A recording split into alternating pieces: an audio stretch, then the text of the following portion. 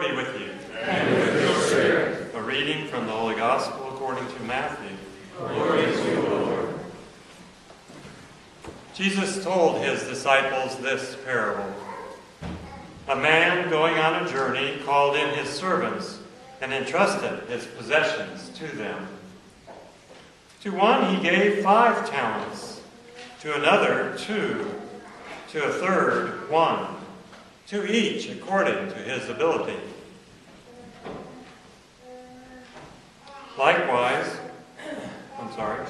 Then he went away. Immediately the one who received 5 talents went and traded with them, and made another 5.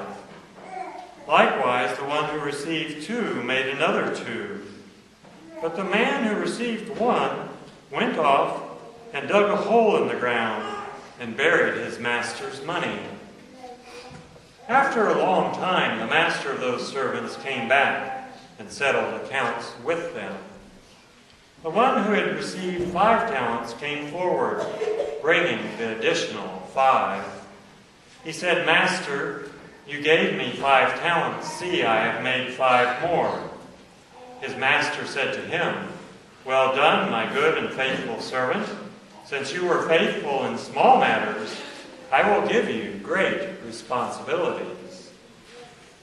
Come share your master's joy." Then the one who had received 2 talents also came forward and said, "Master, you gave me 2 talents.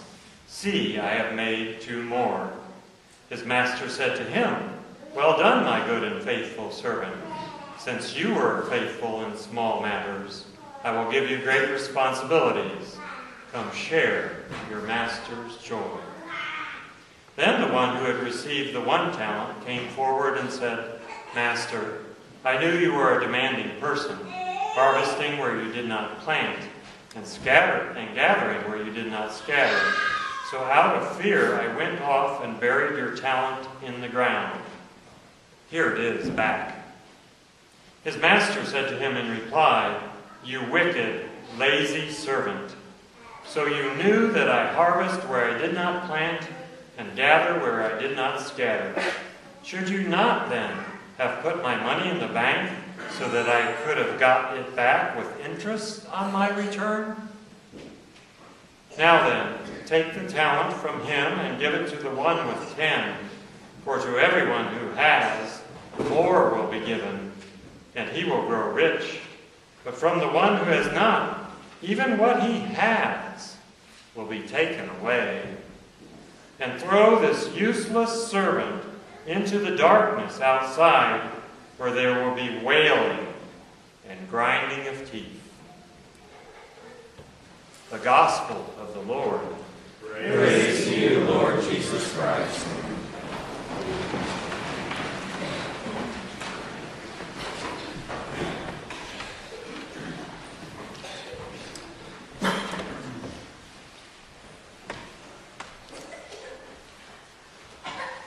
Barney had a rough start.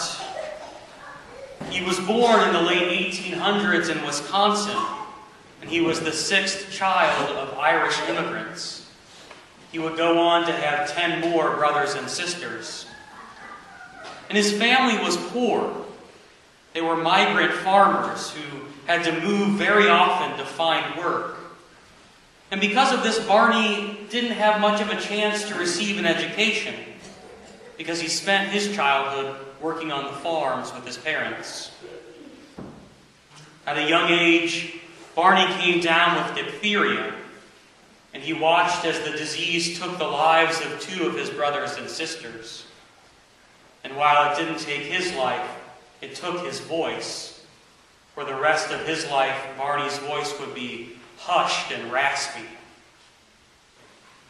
From his lack of education and his struggle with speech, it seemed that Barney would continue to struggle.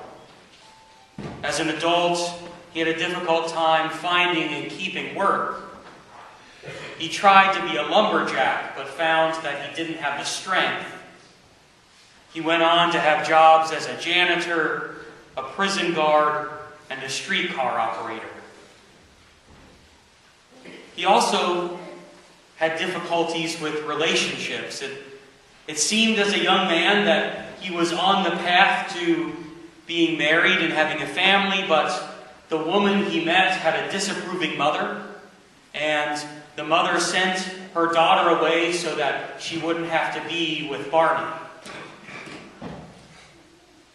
Barney had a rough start.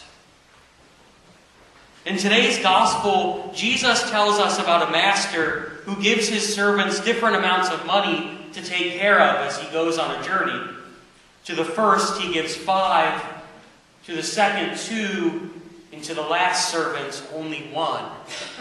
And the gospel tells us that he handed out his money according to the ability of each servant. Can you imagine being the last servant, having no faith from your master?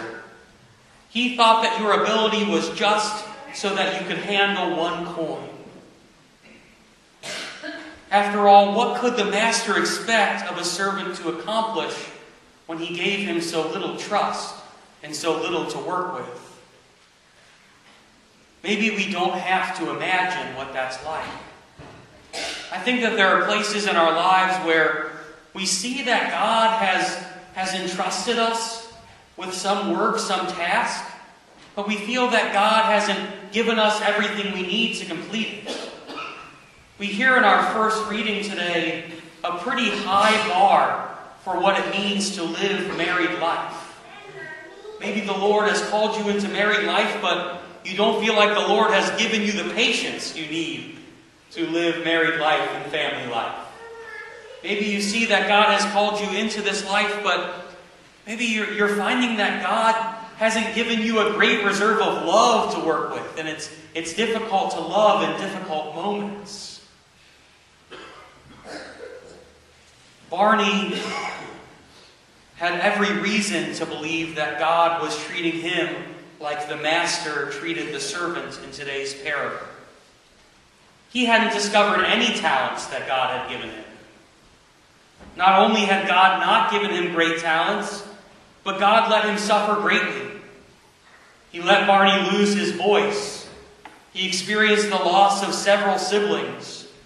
He had no education, and he couldn't find a steady job, and the woman he loved was taken away from him. But unlike the servant in today's parable, Barney trusted in God, his master, and he believed deep down that God would be able to use him in some great way in this life. And though he knew he didn't have that much going for him, he felt this deep tug in himself. A tug that the Lord was calling him toward the priesthood. And so Barney took a leap of faith and moved to Milwaukee to join the seminary. And though he was an older man at this point, they told him that because of his education background, he would have to start at the lowest level. He would have to start in high school seminary. But even when he started, he found that he just didn't have enough education, didn't have the skills it took to study for the priesthood.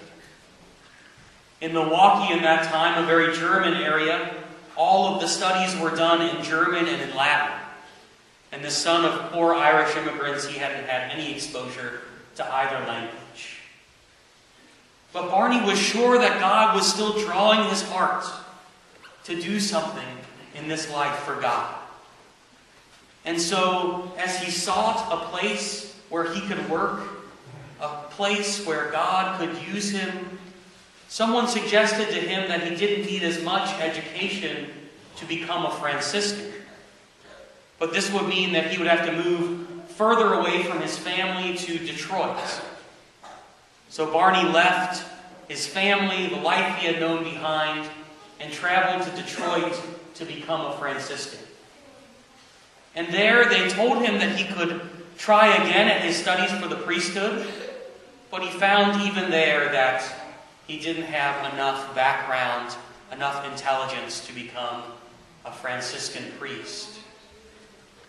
But through hard work and dedication, he worked out with the Franciscans that he would be able to be ordained a simple priest, or a simplex priest. Before the Second Vatican Council, simplex priests were ones who would only be able to say Mass. They wouldn't be allowed to hear confessions or to preach because they weren't deemed intelligent or fit enough. So Barney, seeing that perhaps this was the will of God for him, joined the Franciscans and became a simple priest. But even after he joined the Franciscans, his superiors there didn't have very much faith in him. They saw that he wouldn't even be able to preach much with his voice. He didn't have that much going for him. So that they found the simplest job they could possibly find. And they sent him to one of their basilicas in Detroit so that he could be the one who opened the door for people when they came to visit the basilica. But to the amazement of his superiors, he took this job, this lowly position of being the porter, the one who opens the door, with great faith and great responsibility.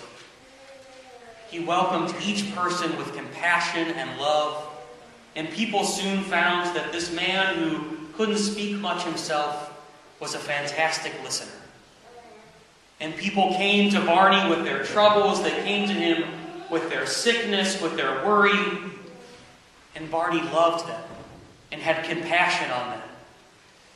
And soon people found that God was working through Barney to change these things in their lives. They would come to him, and by his prayer and his love, they would be healed.